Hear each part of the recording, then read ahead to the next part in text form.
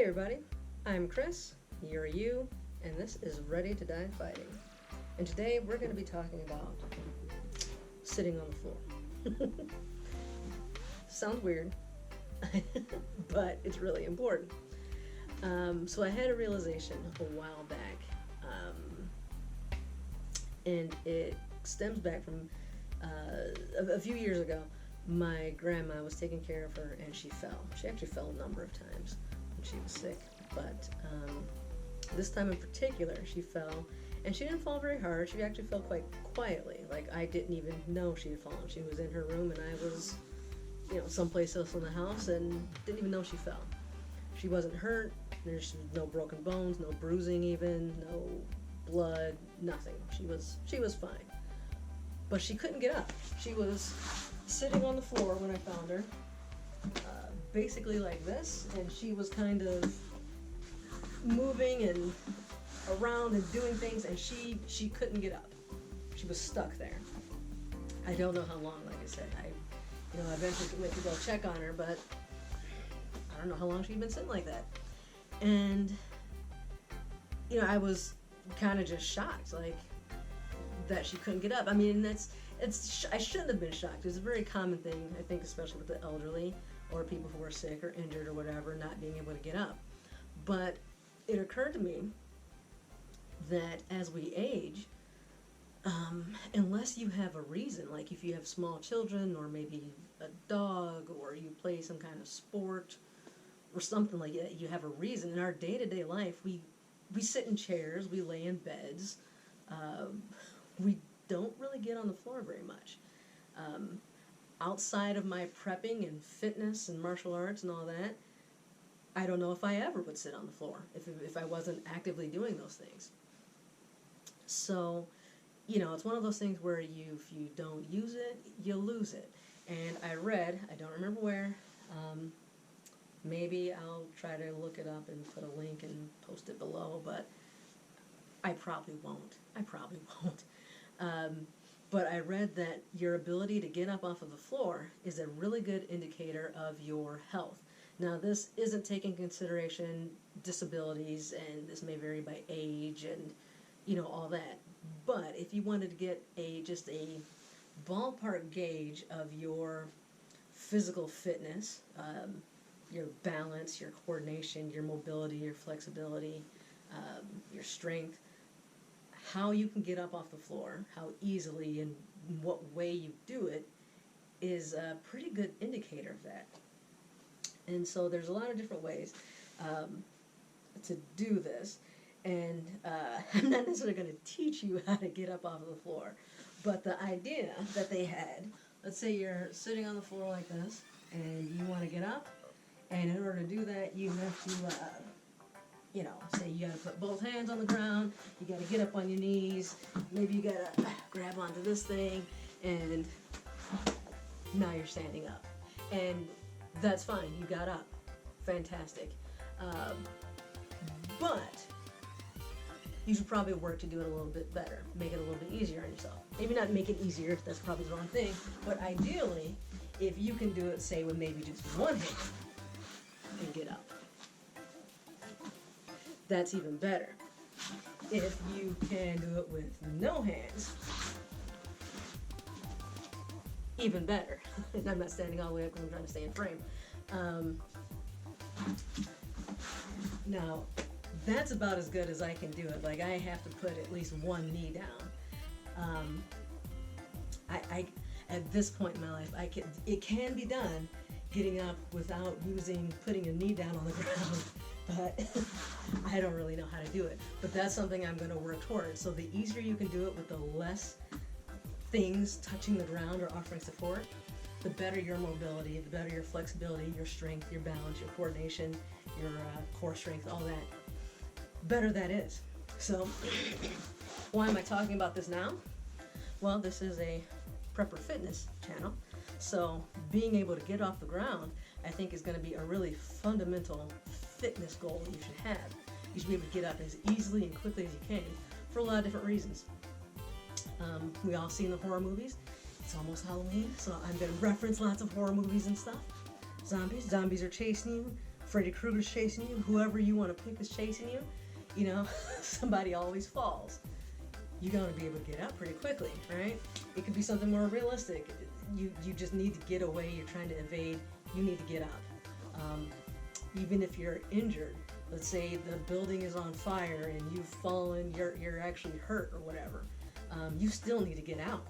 Maybe there's people who can help you, maybe there's not, you know, make it as easy as you can. Let's say your leg is injured. If it requires you, in best of circumstances, if you have to use both legs, both knees, both hands, and all this to get up, how much harder is that going to be if something's injured? If one of those arms is injured, now you can't get up. So at this point, I could say this leg is completely injured. Maybe I've got a big wound and it's cut and I can't do anything. Well, hopefully I could still, I'm not putting any weight on that leg, still get up, you know? Not using that leg at all. So that's why I think it's important. But I also realized, aside from that, when I started doing jiu-jitsu, the school that I go to, they offer jiu-jitsu, wrestling, kali, and boxing. And that's why I picked this one, at least part of the reason, because they offered these 4 different things. One place, one price. Awesome. But what I realized when I started doing wrestling, I've gone to several wrestling classes now. Been doing it for maybe 3 weeks, I guess. And find that getting up is exhausting. I feel a little bit out of breath just those couple of times I got up here. So the wrestling that I'm doing, you know, you're basically taking turns throwing each other to the ground. And the guys I'm working with are pretty gentle, they're nice. I mean, I'm a beginner, I'm a girl. They're being very nice to me. They're gently placing me down for the most part.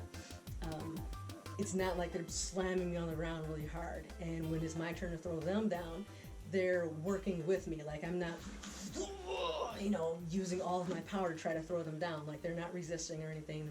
We're doing the beginning stuff, techniques. But it's over the course of a class being an hour long, I'm getting down on the ground and getting up probably, God, I don't even know how many times. It's just over and over again. It's, you know, back and forth, because when I throw them down, I'm getting on the ground with them, and when they throw me down, I'm on the ground again, and each time you're getting up to reset and do it again.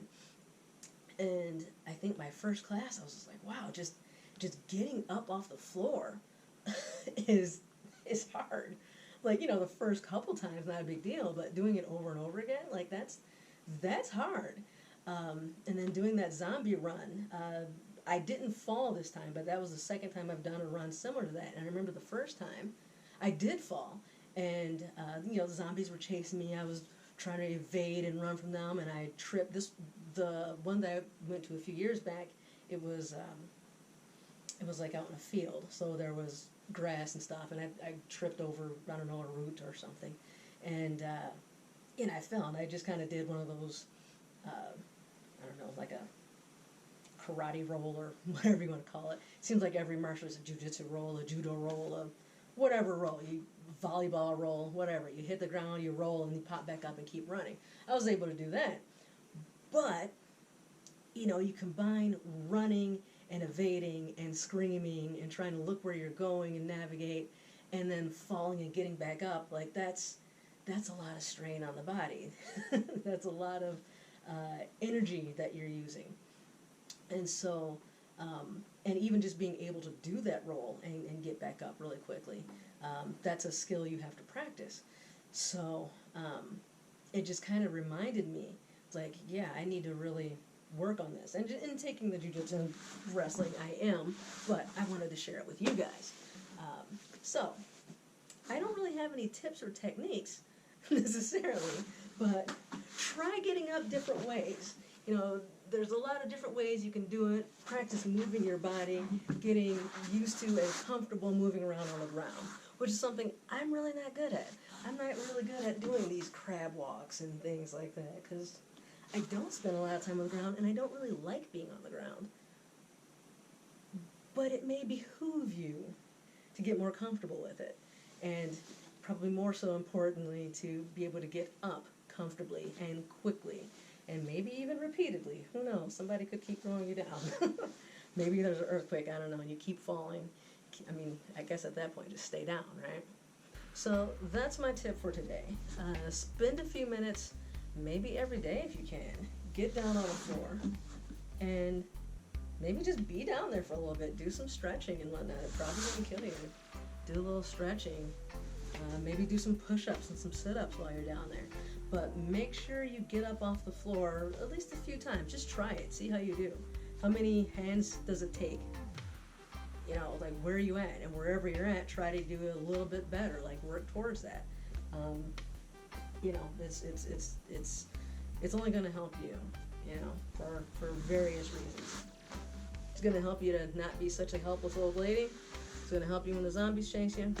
And it's just a good gauge to know where you're at. And, you know, as far as your fitness and whatnot. All right. Try to keep this short and sweet. Have a good day. Like and subscribe if this was useful to you. And I'll see you on the next one. Bye.